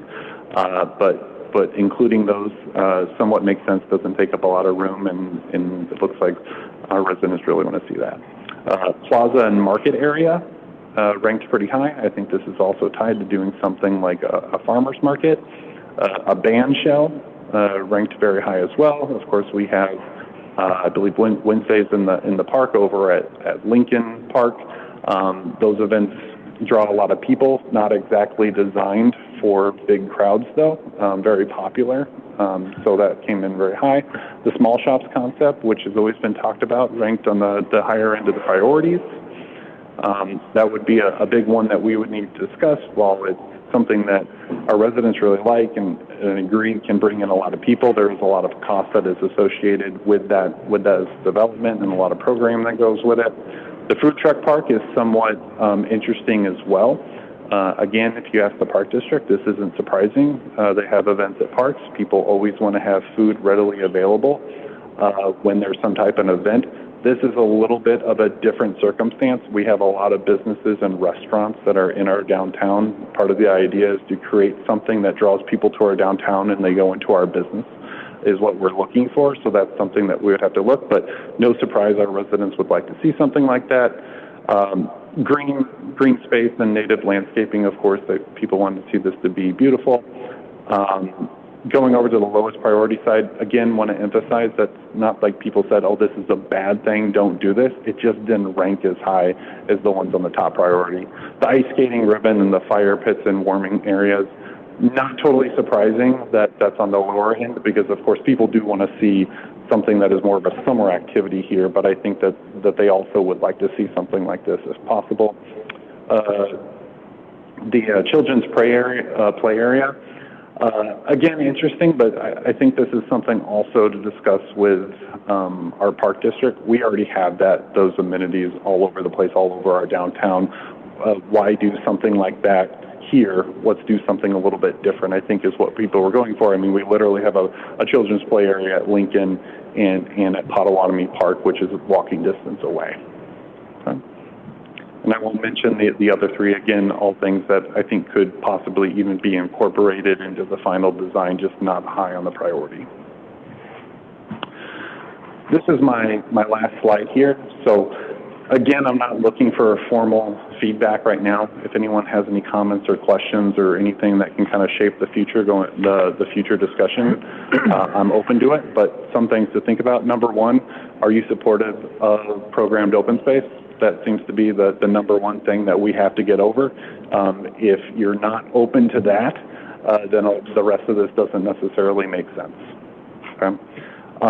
Reuse of the part of the building, that's something we need to determine. That's going to largely impact how this site would be designed.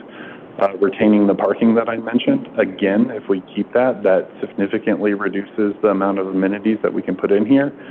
Year-round usability, is that something that we really want to explore from an economic development standpoint?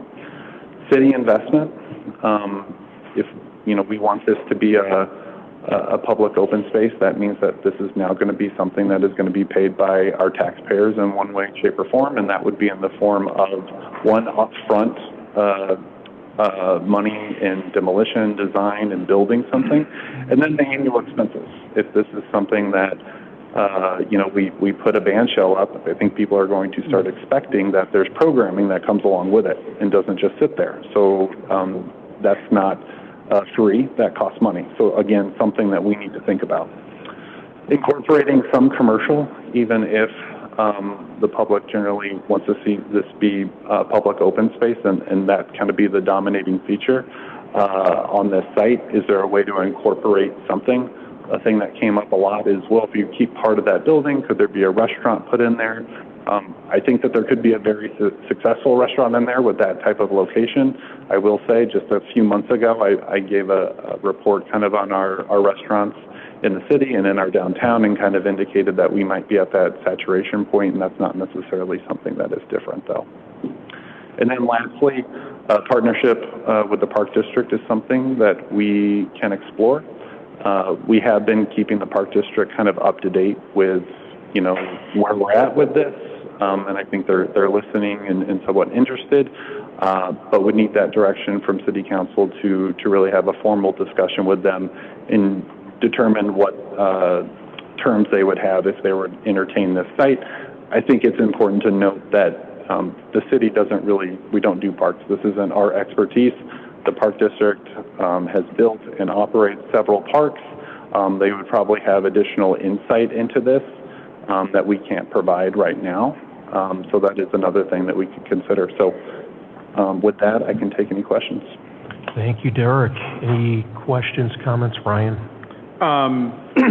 First, I don't know if I've mentioned this before, but I wanted to say, I think the study, the materials that have been provided have been extremely well done and really easy to consume. And the more and more people I've talked about it, that feedback has come back. So to you, to the consulting agency, that's awesome. So we're quickly approaching what feels like the 10-year mark on the question of what we're doing with the PD site. And I know that we kind of, but realistically, I can remember back in 2016, 17, when we were talking about zip lines and what are we going to do, and here we are. So the question I have initially is, who owns this project? So like we've had, IMEA, we had a task force, we had, the questions about the dam, we had, so this is, now that this study's done, we've got some really good information here. This is city-owned, it's, city-owned property, so we're not waiting on a third party to get back to us. So from a staff perspective, when we say, I'm waiting on Act, who owns this? Who's driving this question of how we get this done? Because my number one fear, and I've shared with some of my colleagues, is I don't want to be here in 2029 going, so what do you think about a van shell? I hope that we're moving, because it seems like for the first time we have consensus about what direction we want to go. But I guess the question I'm really hoping to find is who owns this project from staff's perspective?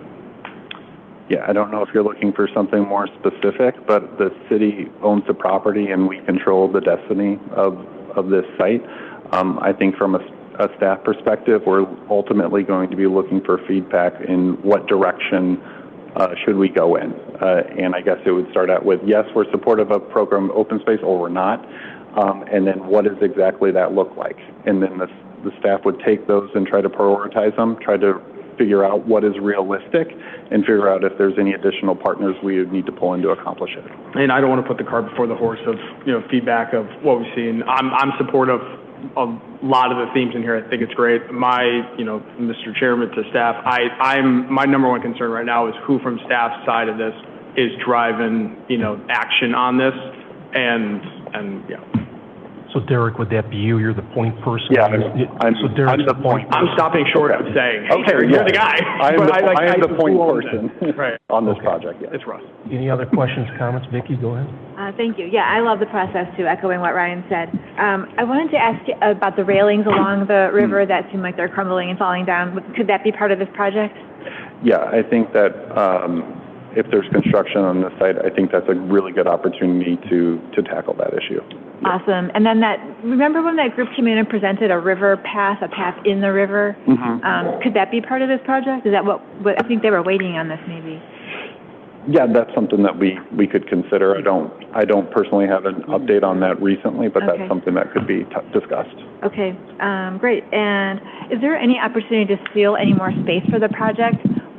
What if we were to say parking had to be underground or a new small lot a block away? Is there any way to get more space from the lot or a little bit north of that building, or is there too much infrastructure there that we can't mess with? That would significantly drive up the cost, and there are a lot of utilities to the north, and that was part of the feasibility study. We need access to those, so we have to bring in big vehicles back there, so there has to be some type of roadway back there. The one thing that was contemplated in the feasibility study, which again is possible but would be expensive, would be to add a parking deck, which, if I can see, right here, if you can look and see my mouse, there was an idea and it was explored, basically saying that you could put a parking deck there and add spaces. I think it was about 180 potentially. Again, very expensive, but possible. So. Well, I thought your comparison to Lincoln Park was illuminating. It is not very much space, and I love the idea of the band shell so much. I still remember the first time Ron mentioned it, and I just worry that maybe we're too ambitious, and even though the public wanted that high on the list, maybe it shouldn't be, because we have concerts in Lincoln Park and concerts at First Street Plaza, and maybe we don't prioritize that to make the most of that little space and try to make it as big as possible. That's all I had. Thank you. Okay. Mark, go ahead. Just to clarify, everything that we do, though, is coming on our dime. Yeah, if this is going to stay public space, and this is going to be a city project, then we will be spending those dollars from the city, yes. Isn't that the purpose of partnering with the Park District, is asking them to help us out with that? That is something we can explore, and if that's the direction from City Council, to go have a formal conversation with them. The idea is wonderful. I just look at the discussions we had a couple months ago about our budget and about lead pipelines and increasing rates and this and that. And I'm not a math person. I will never claim to be. I just struggle to wonder where we're going to find the money to do it. Okay. And I think it's wonderful. And I'm not trying to be the Debbie Downer on this, because I think it is something that's needed. I would really just need to see how we're going to pay for it before I can jump in. Okay. Understood. Go ahead, Jamie. Can I add to that with a question of, would there be opportunities for grants for something like this? Is this the type of project that has grant opportunity from open space? Is this even something that's not a flag grant would be? I don't even know if this would qualify for something like that. Yeah, it depends on when we get there, when we have a somewhat of a site plan, and that would actually be the best opportunity for us to go get a grant. I think, I know from the state, there's a grant, they want to see that you've approved a plan. Mm-hmm. You have something, and they have faith that you're actually going to come through with it. So, yeah, I think looking at grants would be certainly possible. Okay, and I've gotten a lot of feedback from residents from all over the city that they really appreciate this process, and I would echo the colleagues that have said this is just really well done, and we've done a very good job of asking people what they're looking for, so thank you for leading that effort. David, go ahead. Yeah, no, thanks, Derek, for this. And then I know we're not taking a huge deep dive, but number 7, that resonates with me. Just if you want to know what my thoughts are, what kind of communication have we had thus far with the Park District? We've been communicating with their executive director. We've shared all the results, and we've kind of had some conversations basically saying, hey, this is where we're at, notifying them of when we're going to have presentations. So. And it was... I know you can't speak on their behalf, but it was positive. It was well received, and I think they were expecting it, and they're appreciative that we're communicating with them. They just need that formal, hey, we want to engage with you. Okay, thank you. Ed, go ahead. Thank you. Thanks, Derek. A lot of good info here as well. I'm not necessarily open outright just for public use, but I understand it. There's a lot of good features on there that I think could work. But going back to what Councilmember Polk said as well, that's the first thing that came to my head is, one, we're going to have to pay for it to construct whatever we're going to construct. And we did do that at First Street Plaza, so I understand that. But at the same time, we also have outdoor dining fees that help maintain that property. So I'm looking more down the road, how do we maintain it and keep it, I guess, free without trying to get some revenue out of it? And I guess my question would be, how do we get revenue out of it? And 2, would the Park District do this with us? Yep, that's, with the Park District, that's something we'd have to talk to them about. Sure. I'll be honest, if we're going to have this be public open space, trying to find enough business in there to have it pay for itself, that's going to be, I'll just say, impossible, honestly. But could there be something that at least offsets it a little bit? Mm-hmm. That's something that we can look at. You mentioned a restaurant might be out there, and I don't know, potentially. I'm not saying we charge for concerts, but maybe they're better concerts. And there will be those indirect benefits, right? Yeah. Hopefully we're doing something that's attracting more people to our downtown, and they're spending money. Mm-hmm. So. Okay, thank you. Jamie? Oh, I just have another question. So when we were talking about some of these items in the past, for example, the tiny shops, you had done a lot of research about what different communities were doing with those, and those are all very varying models. That's the kind of thing that where some of those are run by or built by other agencies and not necessarily a city. So I guess my question is, I'm supportive of all these things, but I guess we're not getting a whole lot of information as to the how behind any of this. So I think that makes it hard for us to give a whole lot of feedback, because so I know there's one community where those tiny shops were built by the shop class at the high school and donated lumber by a lumber yard and then run by a 501c3. And then in other places it's run by the Chamber of Commerce, and in others it's run by their city. So I guess understanding what model I guess we're trying to look for something like that, and that changes the financial dynamic of this endeavor too. Same thing with a skating ribbon. Would that be something we would look to maybe an outside partner to sponsor, build, create, whatever, or run for us, like Maggie Daly Plaza? That's not run by the city, that's done by an outside agency. So I guess that's the kind of thing I'm trying to understand is, yes, I'm supportive, but I guess what work is going into figuring out the how behind some of that? Yeah, so I think where we're at right now is what's catching your eye. We have the feasibility study, we have the public engagement, we kind of have somewhat of a ranking. What's important to you? What do you think is best for the city? If you're telling me, if everyone up here says, I want the small shops, then that gives me the direction of, okay, well, I've got to figure out how we would do it. Do I talk to the Chamber of Commerce? Do we talk to the Park District about that? So, and getting more in depth on those type of things is something that we could talk about at the next session. So. Thank you. Brian, can I? Sure. Just on my end, there are three things that jump out. Number one, I agree with Ryan 100%. There's consensus. It's been talked about for a long time. I think everybody that I've talked to at different times, understanding there's a cost issue, but let's go. There's consensus. You've done a great job. You've outlined what we have to do. So I think everybody is anxious to make some decisions, which is what you're identifying. Number two, I think all of us, we don't want Park District elected members talking elected to elected. I am 100% in favor of an intergovernmental agreement. Jamie, you mentioned OSLAD, which is a grant program through the Park District. I just want to say I agree, and I think that sharing expenses here is the way to go. And so if we have an intergovernmental agreement with the Park District, which I know that they elected to elected have been supportive, I think that that's something we need to jump on and continue to emphasize, and I think I've heard all that. Number three, the thing that we've all talked about is the veterans. They've talked about how important the Freedom Shrine is to them, and that is something that I think we have all committed to our veterans to make sure that we are going to take care of that and potentially enhance that. So I think that always has to be a factor that we consider as we're going through that. So thank you. Thank you, Mayor. So go ahead, Steve. Thank you, Chairman. I personally, I think obviously there's so much potential on this site to do a lot of different things. I think we need to, just my opinion, I think we need to start with the parking scenario first and then see what land is left after. Obviously, we have employees that park in all these lots, so we have to consider that parking, but I think we got to figure out the space use first. Parking first, and then what's going to fit in between. Because I think if we do that, then it'll kind of, make our decision making a little bit easier. Yep. Thanks. You're right.